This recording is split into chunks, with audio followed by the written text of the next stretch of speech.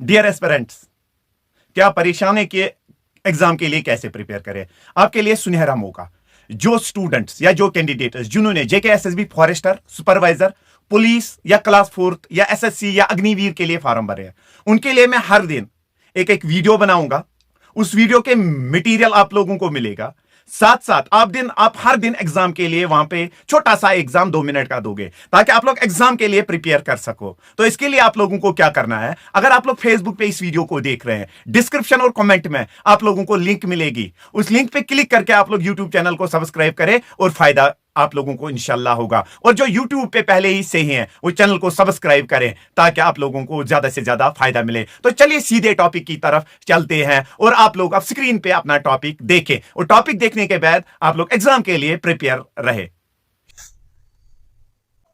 चलिए स्टार्ट करते हैं आज का टॉपिक। जो आज का टॉपिक हम लोगों का होगा वो होगा मेटल्स एंड नॉन मेटल्स। जैसे मैंने पहले ही आप लोगों को कहा कि हम लोग इस वाले यूनिट में, इस वाले जो सीरीज है, हर दिन कोशिश करेंगे जो बेसिक साइंस का एक एक यूनिट आप लोगों का हर दिन कंप्लीट हो। सबसे पहले अगर हम लोग देखें दुनिया में जो टोटल एलिमेंट्स की तादाद इस समय है वो है 118। जैसे आपके पास है हाइड्रोजन है आपके पास, जैसे हीलियम है आपके पास, जैसे लिथियम है आपके पास, जैसे गोल्ड है आपके पास, जैसे कार्बन है आपके पास, यानी टोटल एलिमेंट्स अब तक है 118। अब ये जो एलिमेंट्स आपके हैं इनको हमने 3 हिस्सों में डिवाइड किया है, यानी दुनिया में जो एलिमेंट्स है इनको हमने 3 हिस्सों में डिवाइड किया है। तो देखते हैं कौन कौन से पार्ट, कौन कौन से एलिमेंट्स हैं। तो पहले वाला जो है जिसे हम लोग कहते हैं मेटल, ठीक है ना। तो दूसरे वाला जो हम लोग ले लेते हैं नॉन मेटल, तीसरे वाला जो हम लोग ले लेते हैं मेटालॉइड्स। अब देखते हैं ये मेटल किसको कहते हैं। देखिएगा दुनिया की कोई भी चीज, कोई भी एलिमेंट जो लॉस करे इलेक्ट्रॉन, क्या करे, loss electron, loses electron, loses electron, उसे हम लोग कहते हैं मेटल। वो जो गेन करे इलेक्ट्रॉन, गेन्स इलेक्ट्रॉन्स, याद रखिएगा गेन्स इलेक्ट्रॉन्स, उन्हें क्या कहते हैं, नॉन मेटल। मेटालॉइड्स हम लोग कहते हैं जो कभी मेटल तो कभी non metal, that is metalloid हम लोग कहते हैं पोजेसिंग प्रॉपर्टीज ऑफ बोर। आप देखिएगा कुछ एग्जांपल से यहां पे क्लियर कर देते हैं आप लोगों को। मेटल्स की अगर हम लोग बात करें तो मेटल्स हमेशा जब इलेक्ट्रॉन लॉस करते हैं तो इनके ऊपर चार्ज होता है पॉजिटिवली चार्ज, और ये जो नॉन मेटल्स होते हैं ये होते हैं नेगेटिवली चार्ज, ठीक है ना, नेगेटिवली चार्ज। अब यहां पे अगर हम लोग बात करें कुछ मेटल्स के नाम ले लेते हैं, जैसे लिथियम है, जैसे पोटेशियम है, जैसे कैल्शियम है, जैसे आयरन है, जैसे गोल्ड है, जैसे सिल्वर है, ये सारे के सारे क्या है, मेटल्स। अब उसके बाद नॉन मेटल्स की अगर बात करें, जैसे हमारे पास नॉन मेटल्स की बात करें, कार्बन हमारा नॉन मेटल है, ऑक्सीजन हमारा नॉन मेटल है, सल्फर हमारा नॉन मेटल है। इसी तरह से अब अगर मेटालॉइड्स की बात करें तो मेटालॉइड्स की अगर बात करते हैं, जैसे हमारे पास ध्यान रखिएगा यहां पे सिलिकॉन है जिसे सोलर प्लेट्स बनते हैं, जैसे जर्मेनियम है, ये क्या हमारे पास मेटालॉइड। अब मेटल्स की अगर हम लोग बात करें, इस समय मेटल्स की कुल तादाद है 95, यानी टोटल मेटल्स जो दुनिया में एग्जिस्ट करते हैं वो है 95। अब चलते हैं मेटल्स की तरफ। तो देखिएगा मेटल्स सबसे पहले होते हैं मैलेबल, यानी अगर आप लोग मैलेबल, यहां पे ध्यान रखिएगा, मेटल्स की प्रॉपर्टीज उठाते हैं पहले, metal properties. Malleable here means आप लोग इनको शीट्स में ड्रा कर सकते हो। दुनिया का जो बेस्ट मैलेबल मेटल है, बेस्ट मैलेबल, याद रखिएगा वो है गोल्ड। उसके बाद दूसरी वाली चीज मेटल्स के बारे में जो आप लोग याद रखोगे वो है डक्टिलिटी, यानी वायर जिनसे बना सकते हैं। मोस्ट डक्टाइल मेटल जो दुनिया में वो भी है गोल्ड। उसके बाद मेटल्स सारे के सारे सॉलिड्स होते हैं एक्सेप्ट वन, याद रखिएगा एक्सेप्शन इसकी है मरकरी, पारा, जो थर्मोमीटर्स में इस्तेमाल होता है, ठीक है ना। इसके बाद हम लोग आगे चलते हैं थोड़ा। उसके बाद अगर हम लोग ले ले जितने भी मेटल्स दुनिया के हैं ये होते हैं ग्रे कलर के, एक्सेप्ट इसमें भी एक्सेप्शन है, एक्सेप्ट अगर हम लोग बात करें यहां पे कॉपर या गोल्ड की। उसके बाद अगर हम लोग देखें जितने भी मेटल्स होते हैं मेल्टिंग पॉइंट इनका होता है हाई, यानी इजीली मेल्ट नहीं होते, ठीक है ना। एक्सेप्ट इसमें भी एक है गैलियम जो हाथ पे मेल्ट होता है, ठीक है ना। जितने भी मेटल्स आप लोगों के होते हैं ये होते हैं स्ट्रॉन्ग। नेक्स्ट जितने भी मेटल्स आप लोगों के होते हैं, ध्यान रखिएगा, जितने भी मेटल्स आप लोगों के होते हैं वो लाइट को रिफ्लेक्ट करते हैं, यानी रिफ्लेक्टिव अपीयरेंस इनकी होती है, ठीक है ना, रिफ्लेक्टिव अपीयरेंस। अब सबसे ज्यादा रिफ्लेक्टिव अपीयरेंस जिस मेटल की है सिल्वर, इसीलिए इसको मिरर के तौर पे इस्तेमाल करते हैं हम लोग, ठीक है ना। ये मैंने कुछ प्रॉपर्टीज बताई किसकी, मेटल्स की। अब उसके बाद हम लोग चलते हैं नॉन मेटल्स की तरफ। तो नॉन मेटल्स की तरफ चले ना, तो ये होते हैं नॉन मेलेबल, नॉन मेलेबल, इनसे आप लोग शीट्स नहीं बना सकते, ये होते हैं नॉन डक्टाइल। उसके बाद चलते आगे, ये होते हैं सॉलिड्स भी, जैसे सल्फर है, ये हो सकते हैं लिक्विड भी, कौन सा, जैसे ब्रोमीन है, ये हो सकते हैं गैसेस भी, जैसे ऑक्सीजन है, ठीक है ना। इनके जो कलर्स होते हैं डिफरेंट कलर्स, डिफरेंट कलर्स। उसके बाद ये होते हैं डल, यानी ये लाइट को रिफ्लेक्ट नहीं करते सिवाय एक के, जिसको आप लोग कहते हो एक्सेप्ट आयोडीन।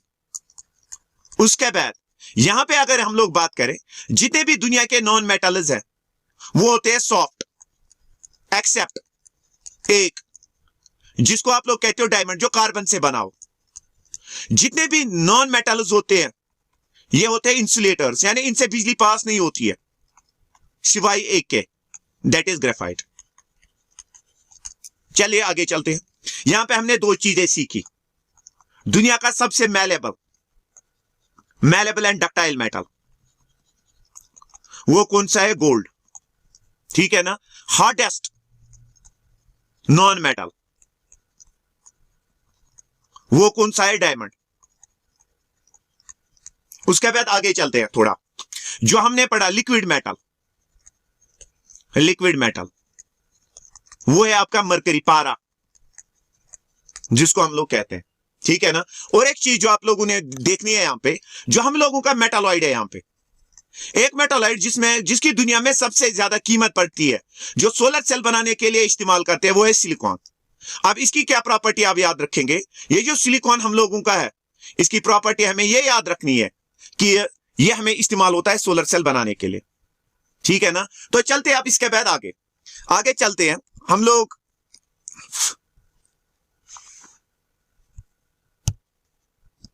चलते हैं आप आगे, मेटल्स की क्या होगी, मेटल्स और नॉन मेटल्स की यहां पे प्रॉपर्टीज कंप्लीट। तो इसके बाद चलते हैं केमिकल प्रॉपर्टीज। केमिकल प्रॉपर्टीज किनकी, मेटल्स की, ध्यान रखिएगा केमिकल प्रॉपर्टीज, क्योंकि इसमें से क्वेश्चन आ ही आने हैं। सबसे पहले रिएक्शन विथ ऑक्सीजन, याद रखना, जब कभी भी मेटल रिएक्ट करता है ऑक्सीजन के साथ, ये बनाते हैं मेटल ऑक्साइड्स। लेकिन वो जो मेटल ऑक्साइड्स होते हैं वो होते हैं बेसिक, यानी उनका पीएच जो होता है वो होता है बिलो 7। रिएक्शन नहीं देखनी है, जैसे हम लोग ले लेते हैं सोडियम प्लस ऑक्सीजन बनाता है सोडियम ऑक्साइड, इसका पीएच होता है अबोव 7, पहली वाली रिएक्शन। दूसरी वाली रिएक्शन विथ वाटर, ध्यान रखिएगा यहां पे पहले वाला पार्ट जो है, यहां पे पहली रिएक्शन विथ वाटर।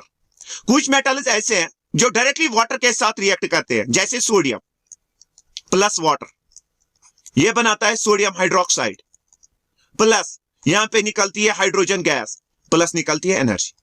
यानी कुछ मेटल्स डायरेक्टली रिएक्ट करते हैं वाटर के साथ, बनाते हैं क्या, हाइड्रोक्साइड। लेकिन कुछ मेटल्स जो हमारे हैं, देखिएगा यहां पे रिएक्शन विथ स्टीम। कुछ मेटल्स ऐसे हैं जो पानी के साथ डायरेक्टली रिएक्ट नहीं करते, बल्कि स्टीम के साथ रिएक्ट करते, ठीक है ना। यहां पे तो हम लोग ऐसी एग्जांपल एक ले लेते हैं, लेट अस टेक, हम लोग ले लेते हैं यहां पे एल्यूमिनियम। जब ये रिएक्ट करता है स्टीम के साथ, तो ये क्या बनाते हैं, aluminium oxide plus hydrogen gas. यानी अगर पानी के साथ डायरेक्टली रिएक्ट किया तो हाइड्रोक्साइड, अब अगर पानी के साथ यानी स्टीम के साथ तो मेटालिक ऑक्साइड्स। इसके बाद हम लोग तीसरी वाली रिएक्शन की तरफ चलते हैं, रिएक्शन विथ एसिड्स। ठीक है ना जी, देखिएगा मेटल प्लस एसिड जब ये मिलते हैं तो वहां पे बनती है साल्ट प्लस हाइड्रोजन गैस। यही वजह है कि जब कभी कोई चीज घर में होती है जो हमें खट्टी लगती है कि इसके अंदर एसिड है, उन्हें कहा जाता है कि मेटल्स के अंदर इनको स्टोर करके ना रखें। चौथी reaction, reaction with salt solution. मैं मेजर रिएक्शन यहां पे उठा रहा हूं, साल्ट सॉल्यूशंस। तो देखिएगा कॉपर सल्फेट जिसका कलर ब्लू होता है, इसको आयरन इसके अंदर डाल दो, यहां पे क्या बनता है FeSO4 प्लस C। यानी जो हाईली रिएक्टिव मेटल होता है वो लेस रिएक्टिव मेटल को डिस्प्लेस करता है। अब देखिएगा क्वेश्चन कैसे एग्जाम में आ सकता है कि copper sulphate, why the colour of the copper sulphate changes to colourless, क्योंकि यहां पे आयरन ने कॉपर को क्या किया, डिस्प्लेस। ये मैंने यहां पे कुछ रिएक्शंस बताई किसकी, मेटल्स की। अब नॉन मेटल्स की अगर बात करें तो नॉन मेटल्स की कौन कौन सी रिएक्शन पाई जाती है। जनरली हम लोग नॉन मेटल की बेसिक एक रिएक्शन ले लेते हैं, रिएक्शन विथ ऑक्सीजन। देखिएगा, चलिए हम लोग ले लेते हैं कार्बन, इसको ऑक्सीजन के साथ रिएक्ट करो, यहां पे बनता है कार्बन डाइऑक्साइड, लेकिन ये एसिडिक होता है। ठीक है ना, तो जो नॉन मेटल्स है जनरली रिएक्ट करते हैं ऑक्सीजन के साथ और क्या बनाते हैं यहां पे, नॉन मेटालिक ऑक्साइड्स। तो इसके बाद हम लोग चलते हैं आगे। मिनरल आप लोग किसी भी ऐसी चीज को कह सकते हो जहां से आप लोग एक्सट्रैक्ट करते हो किनको, मेटल्स को, उस चीज को हम लोग क्या कहते हैं, मिनरल। मिनरल में ही और एक टर्म है ओवर किस चीज को आप लोग कहोगे, वो मिनरल जिससे हम लोग इजीली हासिल कर सके किनको, मेटल्स को, दैट इज ओवर हम लोग कहते हैं easily metals can be extracted. ठीक है ना, तो चलते हैं अब आगे। हम लोग ले लेते हैं कुछ मेटल्स, कुछ ओर्स या मिनरल्स के नाम, इनसे कौन कौन सा मेटल हम लोग हासिल कर सकते हैं। जैसे पहले हम लोग ले लेते हैं बॉक्साइट। बॉक्साइट से जनरली हम लोग अल्युमिनियम हासिल करते हैं। जैसे हम लोग ले लेते हैं मैग्नीटाइट, या हम लोग ले लेते हैं और एक हेमीटाइट, इससे हम लोग करते हैं लोहा, आयरन। इसी तरह सिनाबार, इससे हम लोग हासिल करते हैं mercury.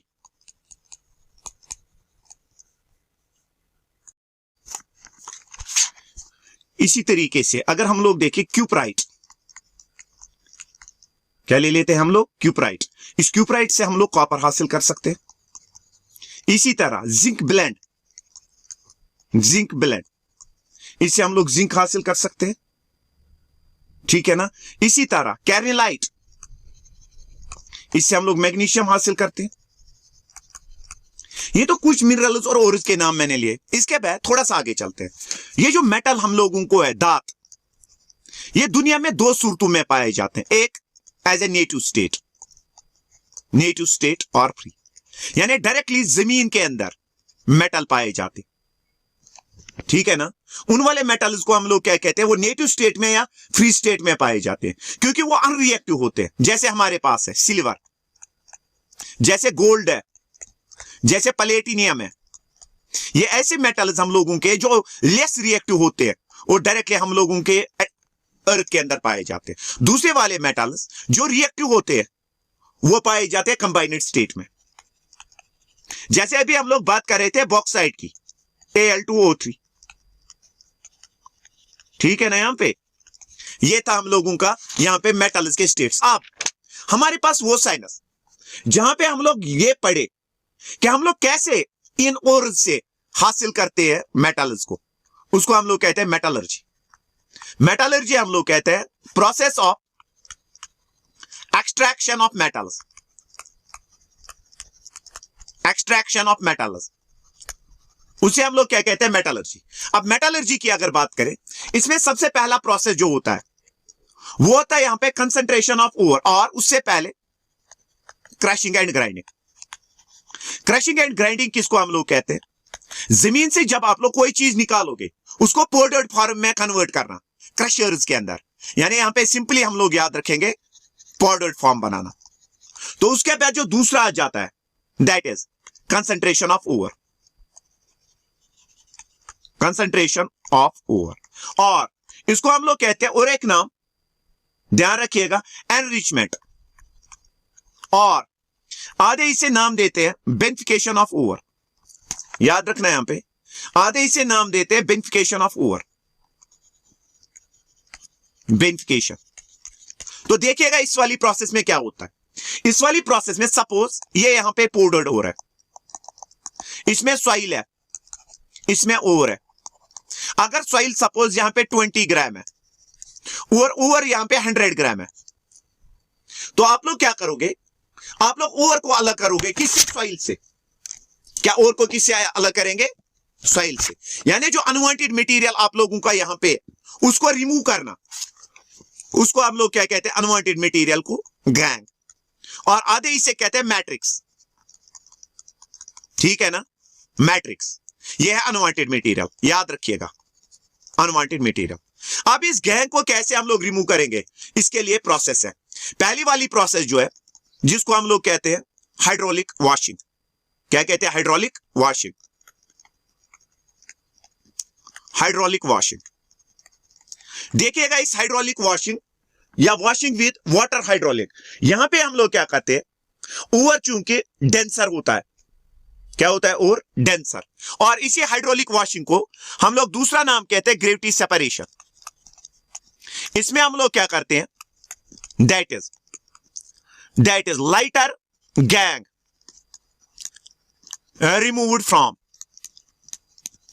removed from heavier over by washing water। पानी का इस्तेमाल आप लोग करोगे, यानी यहां पे एक प्लेट आप लोग ले लेते हो वुडन का, इसके ऊपर आप लोग पाउडर और डालते हो, फिर पानी से इसे वॉश करते हो, गैंग बाहर निकलता है। इसके लिए कौन कौन सा मेटल हम लोग इसके जरिए अलग कर सकते हैं? आयरन, टिन या लेड। ठीक है ना। तो दूसरा चलते हैं इसी के साथ दूसरे वाले टॉपिक की तरफ, उधर ही दूसरा जिसे हम लोग कहते हैं मैग्नेटिक सेपरेशन। यानी आप लोगों के पास यहां पे और है, आप लोग क्या एक मैग्नेट ले लेते हो, मैग्नेट की तरफ अट्रैक्ट जो होते हैं वो चीजें, जैसे हमें हेमीटाइट है, ये आयरन का एक और है, मैग्नेट इस्तेमाल की जाती है इस हेमीटाइट को इस्तेमाल अलग करने के लिए। ठीक है ना, किसको? और को, गैंग से।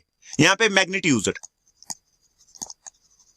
चलते अब इसके बाद आगे, इसके बाद हम लोग ले लेते हैं froth flotation process. Froth flotation process देखिएगा, फ्रोथ फ्लोटेशन प्रोसेस में जनरली क्या किया जाता है? That is lighter over separated from heavier gang. देखिएगा यहां पे क्या किया जाता है? एक वेसल लिया जाता है, एक टैंक, इसके अंदर पानी डाला जाता है, उसके बाद ओवर के बाद पहले वाटर, फिर ओवर, फिर पाइनएप्पल ऑयल, इसके बाद इसके अंदर ब्लो किया जाता है एयर। क्या करते हैं? Blow air. जब आपने अंदर ब्लो एयर किया तो यहां पे क्या बन जाता है? फोम। उस फोम के साथ क्या अटैच होता है? उस फोम के साथ अटैच होता है हम लोगों का ओवर। इसके जरिए हम लोग अलग कर सकते हैं सल्फर को, सल्फर के कॉपर या जिंक या लेड। ये थी next process, froth flotation process. ठीक है ना, ये तो पहली वाली मेथड थी। नेक्स्ट वन अगर हम लोग देखें, हमारे पास केमिकल मेथड्स भी हैं। केमिकल मेथड्स, जैसे केमिकल मेथड में हम लोग ले लेते हैं एक बियर्स प्रोसेस। बियर्स प्रोसेस, इसके जरिए हम लोग क्या करते हैं? बॉक्साइट, इसको रिएक्ट करते हैं सोडियम हाइड्रोक्साइड के साथ। किसके साथ? सोडियम हाइड्रोक्साइड के साथ। उसके बाद सोडियम हाइड्रोक्साइड के साथ रिएक्ट करने के बाद हम लोग फिर सोडियम, यहां पे बनती है सबस्टेंस सोडियम एल्यूमिनेट। इस सोडियम एल्यूमिनेट को फिर रिएक्ट करते हैं वाटर के साथ, यहां पे बनता है अल्युमिनियम हाइड्रोक्साइड। इसको फिर हीट करते हैं, हीट करने के बाद हमें निकलता है वहां पे प्योर ओर। ठीक है ना, चलते अब आगे। इसके बाद अब हमारे पास ओर है, ओर को कन्वर्ट करना, दैट इज फॉर्मेशन ऑफ, ये क्वेश्चन अब आ जाता है, formation of metallic oxide. Metallic oxide अब देखिएगा क्या किया जाता है। सपोज अगर हमारे पास है जिंक सल्फाइड, इसको हीट करते हैं इन प्रेजेंस ऑफ ऑक्सीजन, यहां पे बनता है जिंक ऑक्साइड प्लस बना सल्फर डाइऑक्साइड गैस।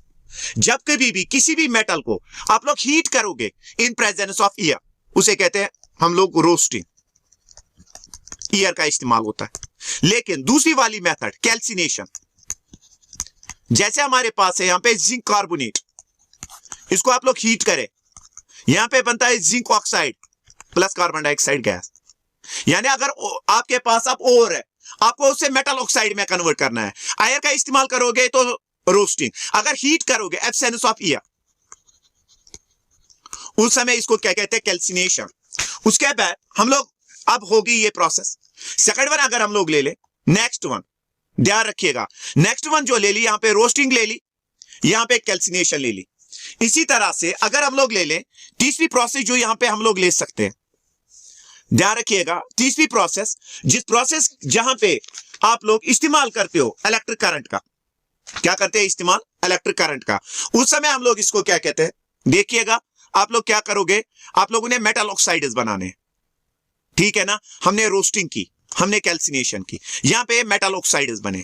अब इन मेटल ऑक्साइड्स को कन्वर्ट करना मेटल्स में, that is formation of metal. देखिएगा फॉर्मेशन ऑफ मेटल में सबसे पहली प्रोसेस जो आ जाती है दैट इज रिडक्शन।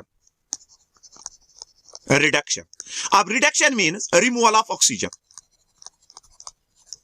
देखिएगा यहां पे अगर आप लोग ले लोगे Fe2O3 ZnO, इनके साथ कोक को ऐड करो जिसके अंदर कार्बन होता है, यहां पे क्या बनता है, iron plus carbon dioxide gas, zinc plus carbon dioxide gas. जब आप लोग कार्बन का इस्तेमाल करोगे मेटालिक ऑक्साइड से ऑक्सीजन को रिमूव करने के लिए, इसे कहते हैं स्मेल्टिंग।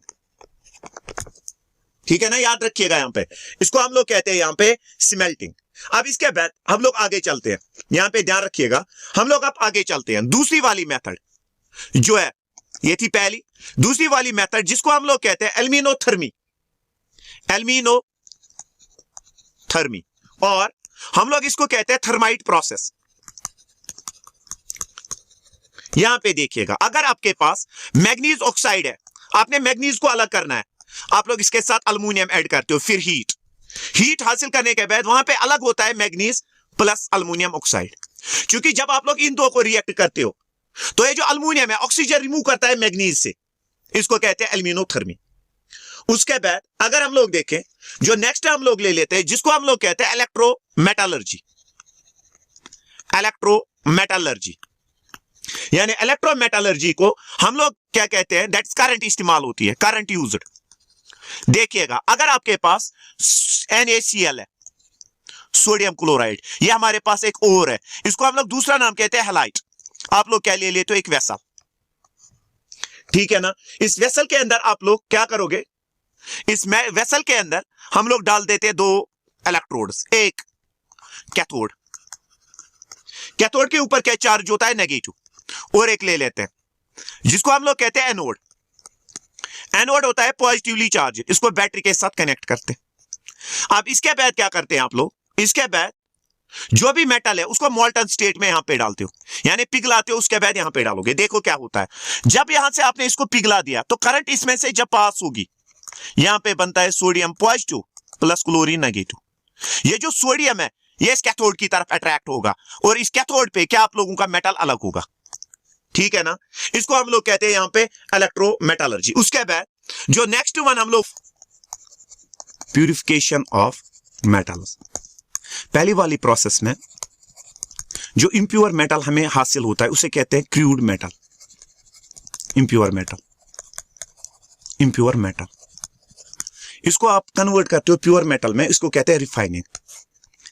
इसकी पहली प्रोसेस है लिक्विएशन, यानी आप लोग क्या करते हो, क्रूड मेटल ले लेते हो, उसको हीट देते हो, हीट, जब आपने इसको हीट दे दी, अगर मेटल का मेल्टिंग पॉइंट लो होता है तो बाहर निकलता है, पीछे क्या रह जाते हैं, इंप्योरिटी। इसमें आप लोग इसके इस प्रोसेस के जरिए, लिक्विएशन के जरिए किन मेटल्स को आप लोग अलग करते हो, जैसे टीन। दूसरी इलेक्ट्रोलिटिक रिडक्शन या इलेक्ट्रोलिटिक रिफाइनिंग। इलेक्ट्रोलिटिक रिफाइनिंग, यहां पे आप लोग करंट का इस्तेमाल करते हो। देखिएगा, आप लोग क्या लेते हो, एक वेसल, ठीक है ना। जब एक वेसल ले लेते हो, यहां पे 2 इलेक्ट्रोड ले लेते हो। क्या लेते हैं, 2 इलेक्ट्रोड। पहले वाला इलेक्ट्रोड जो ले लेते हैं, ध्यान रखना यहां पे, पहले वाला इलेक्ट्रोड जो आप लोग ले लोगे यहां पे, वो आप लोग ले लेते हो एनोड, एनोड। और दूसरे वाला ले लेते हैं कैथोड, ठीक है ना। तो ध्यान रखिएगा, एनोड जो होता है ये होता है इम्प्योर मेटल, ठीक है। इसके बाद यहां पे साल्ट ले लेते हो आप लोग, ठीक है ना। तो साल्ट जब आप लोग ले लेते हो तो उसके बाद क्या करते हैं हम लोग, इसमें से पास करते हैं करंट। तो करंट पास होने के साथ ही यहां से क्या निकल जाते हैं, मेटल्स अलग। क्योंकि मेटल्स के ऊपर होता है पॉजिटिव चार्ज, वो किसकी तरफ अट्रैक्ट होता है, नेगेटिव की तरफ। और यहां पे कैथोड पे क्या डिपॉजिट होता है, प्योर मेटल, प्योर मेटल। लेकिन यहां पे नीचे कुछ मड जैसी रहती है जो अट्रैक्ट नहीं होती है, उसे कहते हैं एनोड मड, ठीक है ना। इसी तरह हम लोग और एक प्रोसेस ले लेते हैं, इसके जरिए, इस इलेक्ट्रोलिटिक रिफाइनिंग के जरिए आप लोग किसको साफ कर सकते हो, कॉपर को, जिंक को, निकल को। इसी तरह हमारे पास है दूसरी वाली मेथड, डिस्टिलेशन, यानी जहां पे मेटल जिनका बहुत ही मेल्टिंग पॉइंट लो होता है, उनको हम लोग हीट करके उनके वेपर्स बनाते हैं, जैसे मरकरी, ठीक है ना। यहां पे ये तो हो गया यहां पे हम लोगों का प्रोसेस है, यानी रिफाइनिंग। अब हमारे पास प्योर मेटल जो है वो है तैयार। अब उसके बाद हम लोग और एक टर्म उठाते हैं जिसको आप लोग कहते हो करोजन। देखिएगा, सिंपल, कोई भी मेटल अगर वो रिएक्ट होता है एयर के साथ, वो रिएक्ट होता है वाटर के साथ, वो रिएक्ट होता है एसिड्स के साथ, उसके बाद बनाता है मेटालिक ऑक्साइड, मेटालिक ऑक्साइड, यहां पे मेटालिक ऑक्साइड, हाइड्रोक्साइड एटसेट्रा।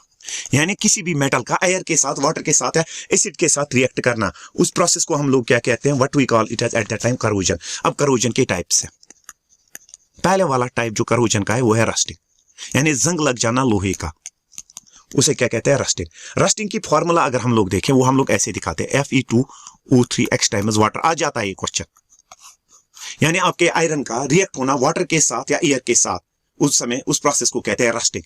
इसी तरह दूसरा जो हम लोग ले लेते हैं, टार्निशिंग, यानी हम लोगों का सिल्वर रिएक्ट करना हाइड्रोजन सल्फाइड गैस के साथ, हाइड्रोजन सल्फाइड, ठीक है। यहां पे हाइड्रोजन सल्फाइड के साथ सिल्वर का चूंकि कलर ग्रे होता है, जब इसकी करोजन होती है तो वहां पे क्या बन जाता है, वहां पे बन जाता है ब्लैक कलर, इसे कहते हैं टार्निशिंग। इसी तरह कॉपर का रिएक्ट करना किसके साथ, कार्बन डाइऑक्साइड और मॉइस्चर के साथ, जिसकी वजह से कॉपर के ऊपर ग्रीन या ब्लैक स्पॉट्स आ जाते हैं, उसे कहते हैं बेसिक कॉपर कार्बोनेट। क्या कहते हैं, बेसिक कॉपर कार्बोनेट। ये तो थे यहां पे कुछ मेथड्स जो करोजन के थे, टाइप्स। अब प्रिवेंट कैसे करें इस करोजन या रस्टिंग को, रस्टिंग को प्रिवेंट करने के लिए तरीके, सबसे पहले पैंट, नेक्स्ट वन ग्रीजिंग या ऑयलिंग, क्या ग्रीजिंग या ऑयलिंग। इसी तरह नेक्स्ट वन, जिस प्रोसेस को हम लोग कहते हैं गैल्वेनाइजेशन, यानी कोई भी मेटल जो है उसके ऊपर जिंक डिपॉजिट करना, जिंक डिपॉजिशन। जैसे हम लोगों की आयरन की पाइप्स होती हैं, उनके ऊपर हम लोग डिपॉजिट करते हैं जिंक। जिंक का डिपॉजिट करना किन के ऊपर, मेटल्स के ऊपर, ताकि हम लोग इनको प्रिवेंट करवा सके। किससे प्रिवेंट करवा सके, दैट इज करोजन से। इस प्रोसेस को हम लोग क्या कहते हैं, दैट इज गैल्वेनाइजेशन। इसी तरह अगर हम लोग घर के अंदर जो टीन के शीट्स होते हैं, ये एक्चुअली होते हैं आयरन के, इनके ऊपर क्या कोट की जाती है, टीन। क्यों टीन की जाती है, क्योंकि वो लेस रिएक्टिव होती है। इसी तरह अगर आप लोगों ने देखे होंगे जो कोल्ड ड्रिंक के केन्स होते हैं वो टीन से बने हुए होते हैं, क्योंकि वो लेस रिएक्टिव होता है, ठीक है ना। इसी तरीके से अगर हम लोग देखें अलॉयज, अलॉइंग, अलॉय, अलॉय किसको कहते हैं हम लोग, मेटल प्लस मेटल या मेटल प्लस नॉन मेटल जब हम लोग आपस में मिलाते हैं तो वहां पे क्या बन जाता है हमें एलॉय। क्योंकि एलॉय की अगर हम लोग बात करें इनका करोजन कभी नहीं होता। जैसे हम लोग ले लेते हैं, हमारे पास ले लेते हैं एक, जैसे metal plus metal, metal plus non metal. Coil जो होती है, जो हीटर के अंदर होती है, वो निक्रोम की बनी होती है, निकल और क्रोमियम। ये था हम लोगों का metal and non metal. Hope कि आप लोगों को ये टॉपिक अच्छा लगा हो। अगर टॉपिक अच्छा लगा हो तो लाइक, सब्सक्राइब और शेयर करना ना भूलें।